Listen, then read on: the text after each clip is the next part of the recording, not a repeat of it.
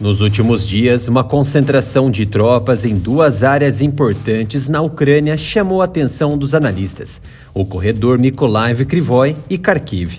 O corredor mostrou os preparativos das tropas ucranianas em sufocar a frente russa em Kherson e retardar a logística de suprimentos para o extremo leste e impedir que tropas, brigadas e regimentos se deslocassem até a linha de resistência.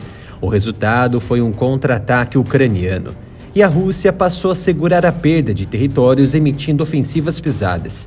De toda forma, as ações no corredor Mykolaiv trouxeram penalidades para o moral russo, mas não suficiente para perder o controle da região.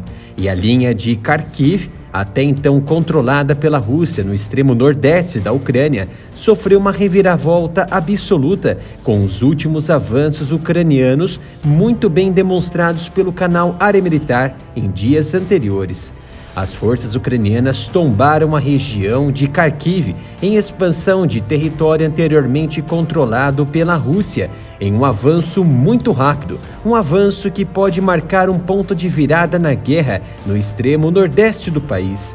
Depois de ficar em silêncio por um dia, a Rússia efetivamente reconheceu que uma parte de sua linha de frente desmoronou a sudeste da segunda maior cidade da Ucrânia, Kharkiv.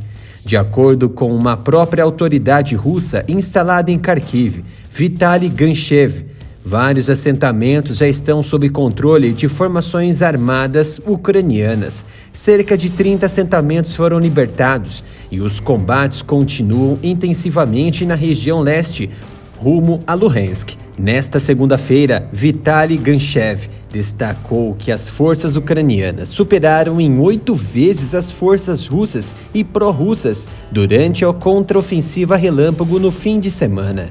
Muitos analistas já consideram que o ideal é 3-1, só que a Ucrânia emitiu 8-1. As forças ucranianas invadiram os centros de abastecimentos russos de Izium e Kupiansk no fim de semana.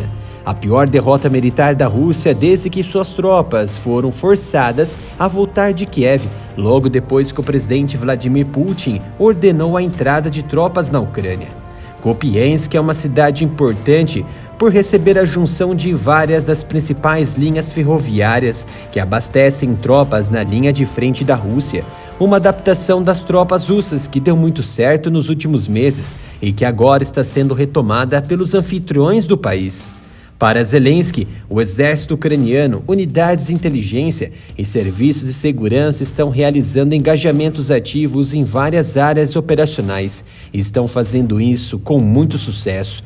Esta contraofensiva bem-sucedida da Ucrânia foi confirmada pelo Ministério da Defesa da Rússia, que publicou ainda no domingo um mapa de guerra mostrando que as forças russas abandonaram quase inteiramente a região de Kharkiv.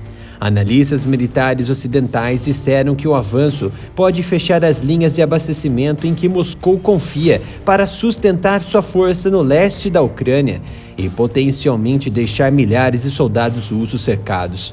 Esses avanços rápidos são inéditos desde que a Rússia abandonou seu ataque a Kiev em março, transformando a guerra principalmente em uma rotina ao longo das linhas de frente entrincheiradas. Na sexta-feira passada, o Estado-Maior ucraniano disse que as forças russas em retirada estavam tentando evacuar feridos e equipamentos militares danificados perto de Kharkiv. As imagens disponíveis nas redes sociais dos últimos meses sobre a devastação mostram que milhares de pessoas foram mortas, milhões foram expulsas de suas casas e as forças russas destruíram cidades inteiras. No último ataque relatado contra civis, autoridades ucranianas disseram que a Rússia disparou através da fronteira, atingindo um hospital na região nordeste de Sami, ainda na sexta-feira, porém não houve relatório oficial sobre o fato.